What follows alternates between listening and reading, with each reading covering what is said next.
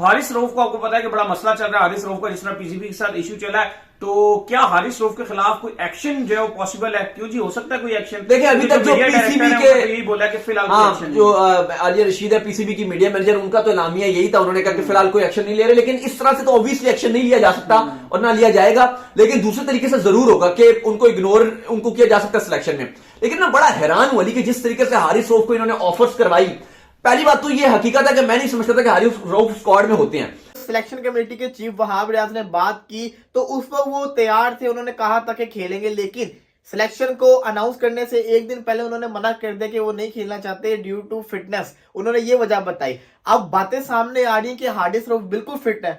सवाल ये आता है, अगर हारिस रऊफ टेस्ट क्रिकेट नहीं खेलना चाहते, अगर उनको लगता है कि लॉन्गर फॉर्मेट के अंदर वो अच्छा परफॉर्म नहीं दे सकते, उनकी बॉडी इजाजत नहीं देती, तो फिर वो ओडीआई क्यों खेल रहे थे? कोई थोड़ी के कप्तान उस पे डाले, उसकी टोपी उसके सर, उसकी टोपी इसके सर, इसकी टोपी उसके सर, और जब किसी की सब सारी टोपियां खत्म हो जाए तो डाल दो मीडिया और फैंस के ऊपर। अगर कुछ ना बने तो डाल दो उनके ऊपर जो तुम्हारा हम ख्याल नहीं है, जो तुमको ये तो तुम्हारी वजह से हमारी परफॉर्मेंस नहीं हुई। अरे भैया, जब मजे लूट रहे थे, जब पैसे कमा रहे थे, जब अपने स्टेटस को एंजॉय कर रहे थे, तब तो आके हमें शेयर नहीं दिया था कि जी आप मीडिया यहाँ खड़ा होता तो ये लो जी शेयर हमारी तरक्की का। सो ये वाली फजूल की बातें होती हैं। बहुत अच्छा डिसीजन ने आज सेट किया वहाब रियाज ने।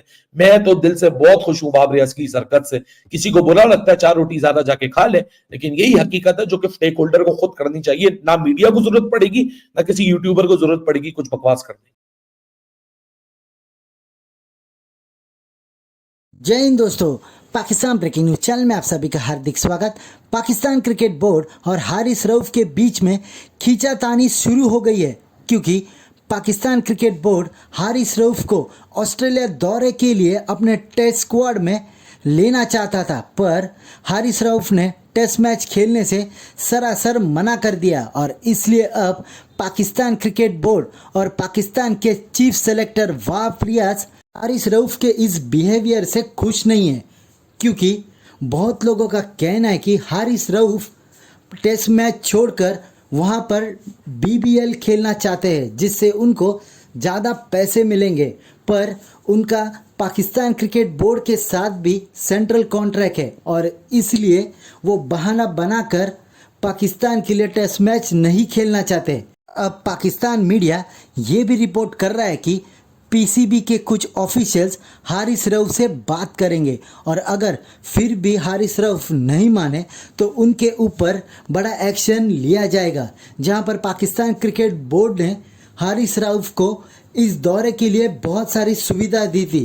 उनको डायरेक्टली फर्स्ट टेस्ट मैच में नहीं इंक्लूड किया जाने वाला था, पर फिर भी हारिस रऊफ ने उनके सभी प्लान्स को ठुकरा कर ऑस्ट्रेलिया में पाकिस्तान के लिए रेड बॉल खेलने के लिए मना कर दिया।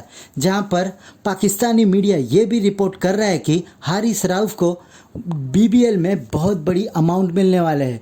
अगर किसी प्लेयर को इतनी बड़ी अमाउंट मिलेगी तो वो पाकिस्तान के लिए क्यों खेलेगा। ऐसे ही वीडियो को अंतिम तक देखते रहिए, लाइक कीजिए, शेयर कीजिए और सब्सक्राइब कीजिए मेरे चैनल को और बेल आइकन दबाना बिल्कुल भी ना भूले और आपकी जो भी राय हो उसे कमेंट बॉक्स में जरूर दे। धन्यवाद।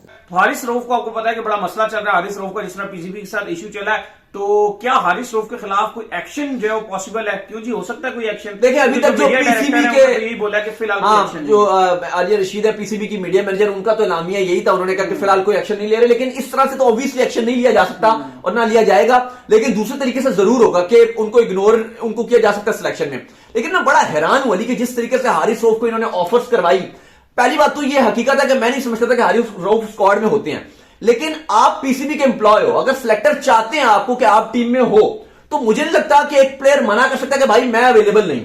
अगर ये प्लेयर मना कर रहा है तो क्या मैं आपसे चले सवाल पूछता हूं, तो क्या ऐसा नहीं होना चाहिए कि अगर हारिस रऊफ ये भी बोले कि भाई सेंट्रल कॉन्ट्रैक्टेड वो खिलाड़ी हैं, महाना वो ठीक ठाक 30-35 लाख रुपए लेंगे, वो फिर ये भी मना करें, पीसीबी मना करे कि भाई आपको ये जो 2 महीने है ना, अगर आपने साफ साफ मना कर दिया, आप मुझे बताओ कॉर्पोरेट कल्चर में जॉब करो, मैंने की है कॉर्पोरेट कल्चर में, आपने भी काम किया, आप मुझे बताओ कि आप अगर एक ऑफिस में बैठ के जॉब्स कर रहे हो, आप कर रहे हो, आप ये बोल सकते हैं कि भाई, और आपको जो बॉस है आपको बोलते कि आपने ये काम करना है और आप बोलो मैंने नहीं करना, नहीं ऐसा पॉसिबल नहीं। और आप उसके बाद आपको तनख्वाह भी मुझे चाहिए और आप पूरे महीना ना खेलो, ना काम ना करो, ये चलो इतने सारे लोग हैं, और आप महाना तनख्वाह भी लो। नहीं, पॉसिबिलिटी नहीं। हारिस रऊफ से जब सिलेक्शन कमेटी के चीफ वहाब रियाज ने बात की तो उस वक्त वो तैयार थे, उन्होंने कहा था कि खेलेंगे, लेकिन सिलेक्शन को अनाउंस करने से एक दिन पहले उन्होंने मना कर दिया कि वो नहीं खेलना चाहते ड्यू टू फिटनेस। उन्होंने ये वजह बताई। अब बातें सामने आ रही कि हारिस रऊफ बिल्कुल फिट है।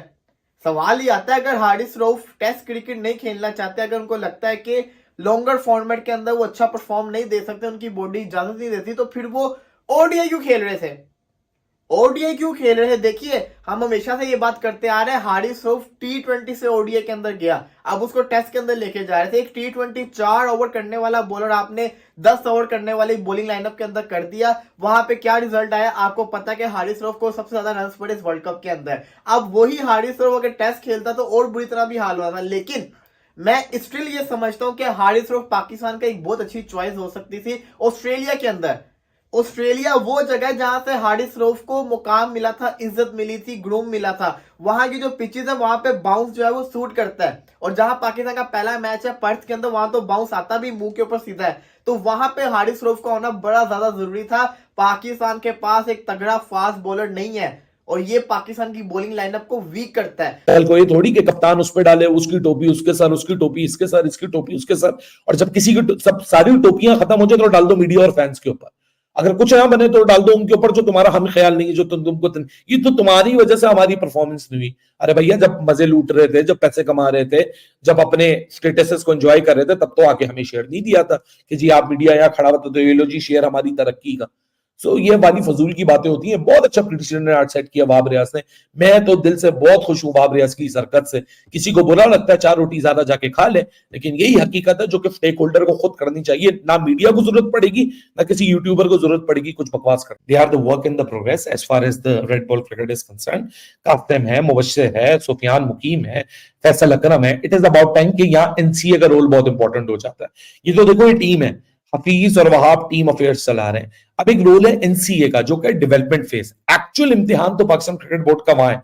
अब कासिम का तुमने नाम लिया, तुमने सुफियान मुकीम का नाम नहीं लिया, तुमने मुबस्सिर खान का नाम लिया, हसन नवाज एक बैटर है, ये सारे लड़कों को, असीबुल्ला है, इन सारे लड़कों को ना इस वक्त एनसीए में मौजूद होना चाहिए, जिनके साथ डेली रिजीम के ऊपर काम होना चाहिए। इनका एक रूटीन होना चाहिए, होस्टलाइट की तरह जिंदगी जीनी चाहिए इनको, ताकि वहीं वो न्यूट्रिशनिस्ट को फॉलो करें, वहीं इनकी रेगुलर क्लासेस हो, नेट सेशंस हो, इनको मीडिया के सामने। अब भाई अगर सोच बदलनी है ना पाकिस्तान क्रिकेट की, तो ये चीजों को इंट्रोड्यूस कराना पड़ेगा।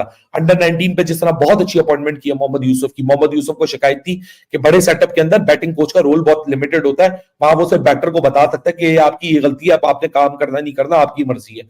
अब मोहम्मद यूसुफ को वो चीज मिल गई जो उनकी मर्जी की चीज थी। एक स्टेचर वाला बल्लेबाज है, एक लेजेंडरी बल्लेबाज है। अंडर 19 उसको मिला है जहां वो दिमागों को मोल्ड कर सकता है, तो अभी से वो मोल्ड करे। कोई अंडर 19 का फार पलट के मोहम्मद यूसुफ कोई नहीं बोलेगा जो आप कह रहे हैं वो एडवाइस, वो हुक्म नहीं, वो एडवाइस है।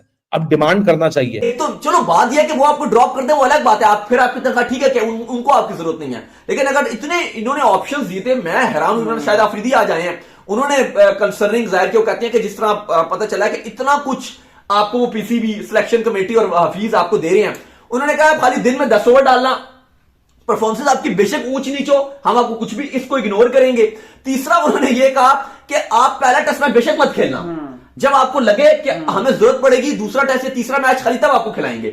इतनी ज्यादा वो अगर इनको फेवर दे रहे हैं, पर उन्होंने कहा नहीं, मैं मुझे लगता है कि बिग बैश लीग की वजह से ही हुआ है। लीग की वजह से हुआ, बिल्कुल लीग की वजह से हुआ है। और इनको बड़ी वहां से जो है ना उड़ान मिलती है बिग बैश लीग में, क्योंकि विकेट्स लेते हैं। अभी पैसे भी तो हैं, पैसे भी है, लेकिन विकेट्स भी, दोनों चीजें तो देखो ना, दोनों चीजें, पैसे भी है। 2 करोड़ पीकेआर में तकरीबन इस टाइम 2.5-3 करोड़ है, बल्कि 2.5-3 करोड़ है। अब तो वो डॉलर के आप देखो कहां पे जा रहा है, 2.5-3 करोड़ का वो है। और दूसरी बात ये भी है कि उसके अंदर से जो है ना इनको T20 का आगे विकेट्स भी मिलते हैं। सारी बात है, वहां बिग बैश लीग में खेल रहे होते हैं, खिलाड़ी हिट कर रहे होते हैं, विकेट्स मिलते हैं इनको। मेरी बात सुने, 3 करोड़ रुपया मिल गया, 4 ओवर डालने हैं, 4 ओवर डालने हैं, और खेलने भी 2-3 दिन के बाद एक मैच।